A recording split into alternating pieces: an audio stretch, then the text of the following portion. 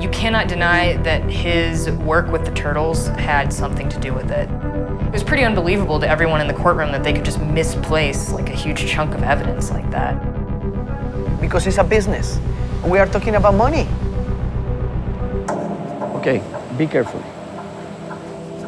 Oh, shit. Yeah.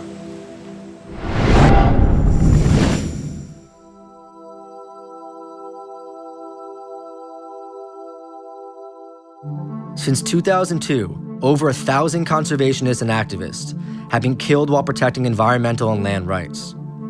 Central and South America have emerged as the most dangerous regions in the world for conservationists. But in a more disturbing pattern, the perpetrators of these crimes have gone largely unpunished. As of last year, only 6 killings of environmentalists ended up in convictions. The murder of Jairo Mora Sandoval, a local conservationist in Costa Rica, is not one of those 6. In 2013, Jairo was killed on Moín Beach, a popular nesting site for leatherback turtles on the Caribbean coast. Jairo Mora fue hallado sin vida el 30 de mayo del 2013 en una playa de Moín, en Limón. Él fue arrastrado varios metros en la playa y esto habría ocasionado que se asfixiara con la arena. Jairo was killed while on patrol for sea turtle eggs with 4 female volunteers. 3 were students from the United States. After rescuing a nest of turtle eggs, their car was sabotaged and the conservationists were captured by a gang of young men. The girls were assaulted and tied up in a wooden hut in the jungle, while Jairo was taken separately. The volunteers managed to escape the hut, but Jairo's body was found the next morning, having been brutally murdered and dragged behind a car. His violent murder shocked the nation. It sparked protests locally and abroad, and was a wake-up call for many who viewed Costa Rica as an eco-friendly tourist destination in Central America, amongst neighboring countries with sky-high murder rates and notorious gang and drug problems. Jairo's former mentor, Didier Chacon, is the director of the conservation group Latin American Sea Turtles. Who was Jairo and what was your relationship with him? He was trained with our group and he was helping to turn Moín from a poached beach to a good beach for conservation. Moín is an exception, it's not the rule in the country. And we are working to change that exception to be like another beaches in the country, safe for volunteers and tourism. How has the relationship between poachers and conservationists changed in the last few years? When you work in a community, you know everyone. But now we have poachers from places away because it's a business. Historically a cultural pastime, the harvesting and sale of endangered turtle products has grown into organized criminal operations in some areas. It's not a problem when you are a local family in Isolate Beach and you take some eggs daily, right? The thing is when you link the activity with markets because people collect too much because that means market will return an income in cash. One of the nests in the black market now, one nest is $100. It's $100 in one night. And for some people, this is all income in 1 month. We are talking about money. Didier brings us to Moín Beach, where Jairo was in direct competition with poachers and ultimately killed on patrol.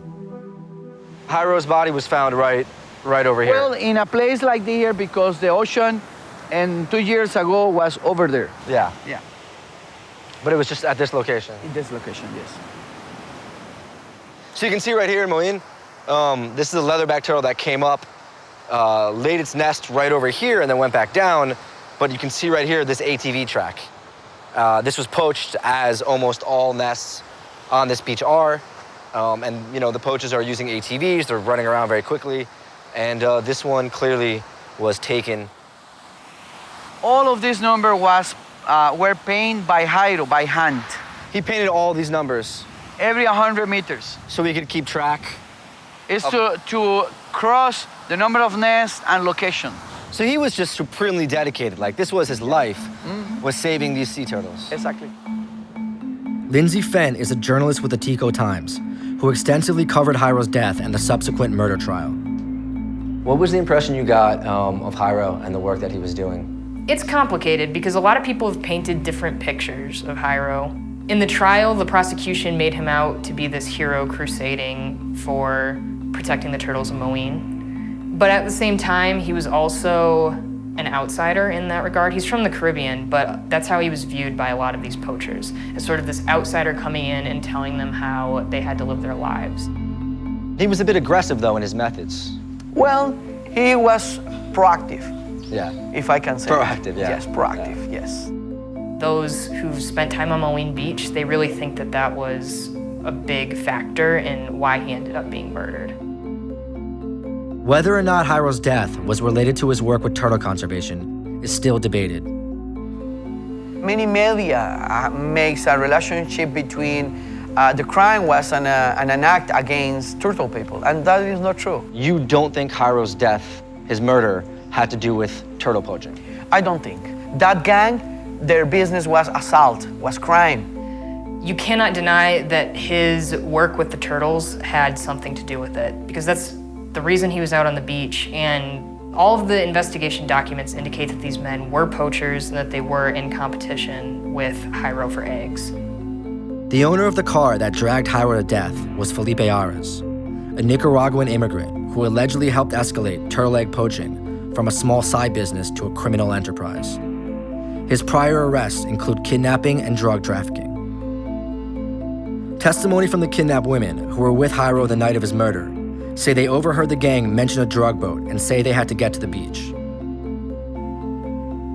Some of these night walkers, looking for eggs for trade, are people in drugs. There's so much crime on Moline, it's incredibly dangerous. Costa Rica has become a major transshipment point for drug trafficking, which brings with it an array of gangs and guns. The violence that pervades the drug trade has recently spilled onto the shores of Costa Rica. Drug addicts have also made Moline their stomping grounds, making the beach one of the most dangerous places in the country. Okay, be careful. Oh, shit. Yeah. Do we know who these people are? Yeah. Well, do you remember I said the ATVs poach eggs? Yeah. Okay. So these right here, these people coming up. Possible, yeah. Sometimes you see people, they comes to practice with guns,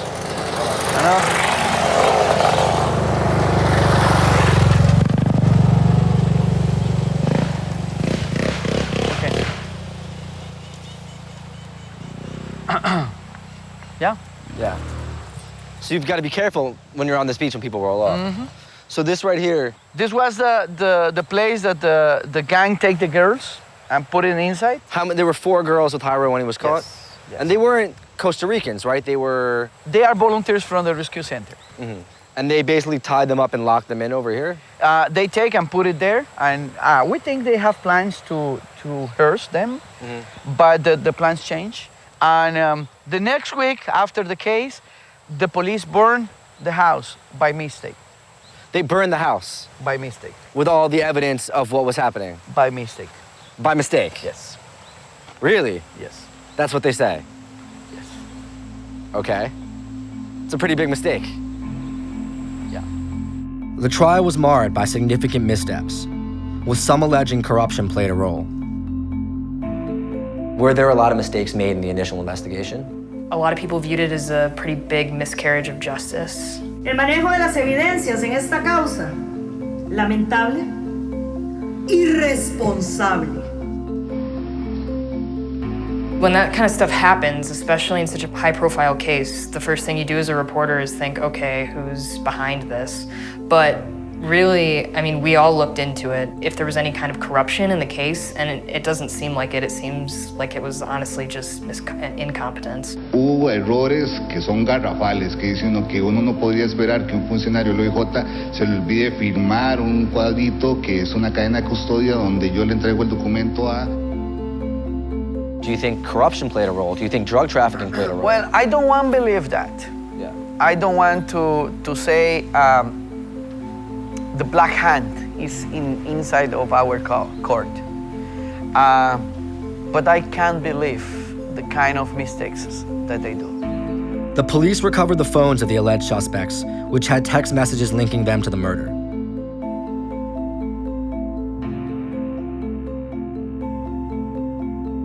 But due to a filing error, this evidence was not permitted for use in the trial.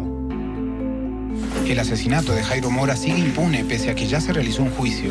Los sospechosos podrían ser incriminados. Sin embargo, fueron absueltos porque la fiscalía perdió la prueba de unas conversaciones telefónicas grabadas.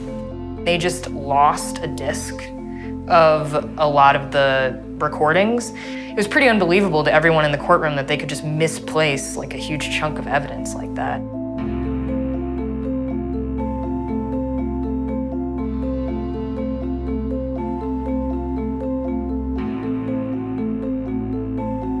Los costarricenses y muchos en el mundo entero esperaban una condena por este crimen atroz.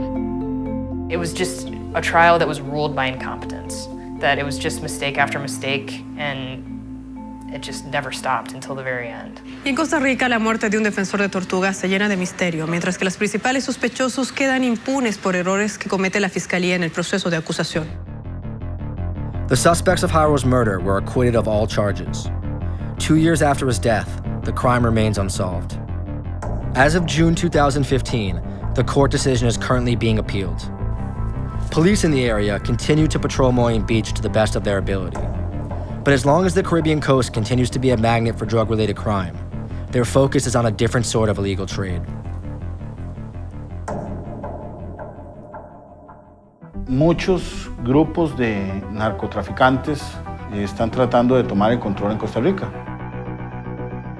People like him, who works for the country, who protects the nature here, are, falling because of those criminals. Ahora los cazadores andan con armas AK-47, 9 milímetros. Los cazadores furtivos nos tiran a nosotros y nosotros con esto. It's like old cowboy weapons.